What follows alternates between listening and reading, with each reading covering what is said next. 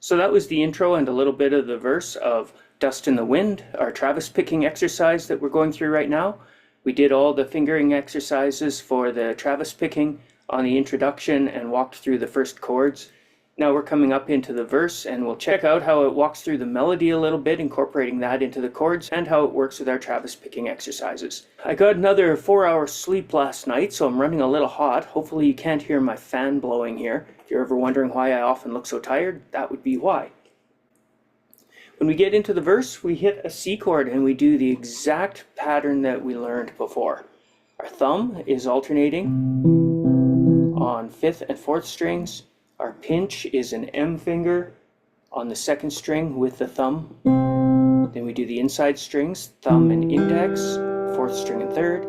Outside strings, 5th string and 2nd, thumb and middle.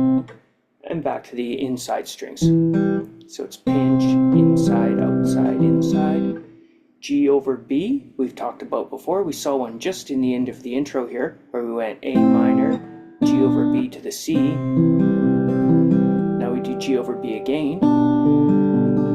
And as we've said, G over B is inserted between A minors and Cs, or Cs and A minors most of the time.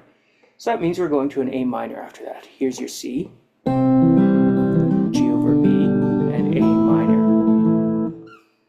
Right here I wrote a regular A minor in Travis picking. We would grab the A minor, play those same middle 4 strings. But that's what we're not doing. I said we would do it standard 2 times.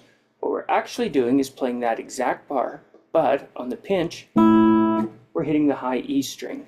That's because that's where the melody is. I close my eyes. It's up on that E. So he puts it on his guitar. Then he finishes the bar though with the standard practice in the middle 4 strings. So we get the pinch on the outside including the 1st string. The inside is the 4th and 3rd string. Then the outside doesn't go to the 1st string but the 2nd, like all the other patterns did. 5th, 2nd, 4th, 3rd. So that A minor is normal after that 1st strike. The next bar is a normal pattern, except the very last note is an open G.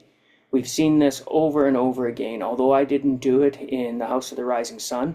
That's how it's played in the House of the Rising Sun. We saw it in Don't Fear the Reaper on the A minor, in Kryptonite on the B minor. We use that open string, probably not as a compositional device, but actually just as a physical device to switch chords. So we're on A minor.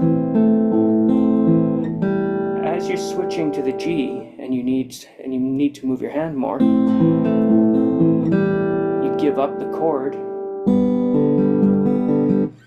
that 1/2 beat early and get the open G in there. When you're playing fast and smoothly, you'll be moving out of that chord naturally anyway. So thus far we've got C, G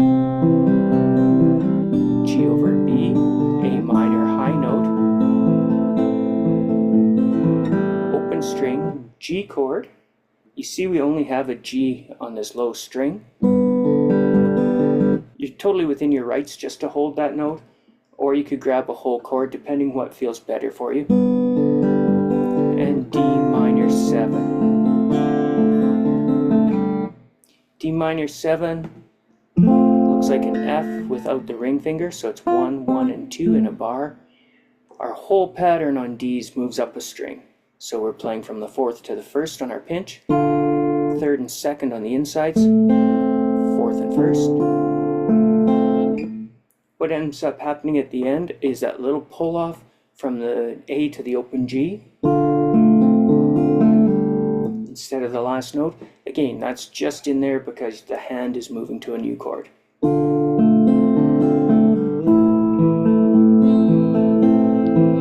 So we got a regular A minor, again with the high note first, the outside note. A minor again, as in the intro. Half a bar of A minor, and then the A minor, G over B, repeat back to C, G over B, high note on A minor, G, D minor, and then we're on A minor again, into the second ending A minor, and once again we hit the open G at the end of it as we go into a D. I'm not going to do the chorus today, I want to keep this short, but just briefly, it's going to be a D chord over F sharp. You're playing the 6th string as your outside bass note, the 2nd string as your outside high note, to G, to A minors. That D over F sharp, there's 2 good ways to play it, and I've never decided which one I'm doing. You can either do a D chord with a thumb on the F sharp note.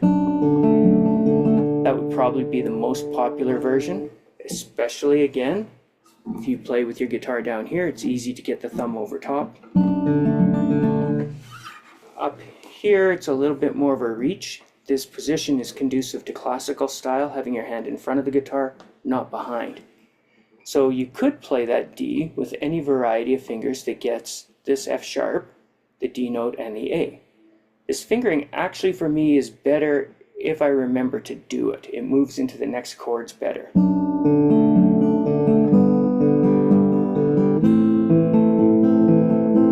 So there's an A minor over a G bass note with your pinky, and into the D, again either with the thumb or another finger.